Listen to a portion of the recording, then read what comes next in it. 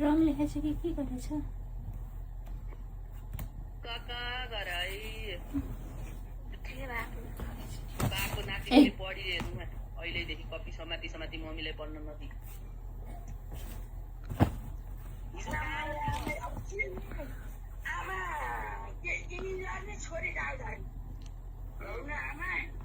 doctor हुन्छ जस्तो छ यो हमारा बेटी डॉक्टर बनेगा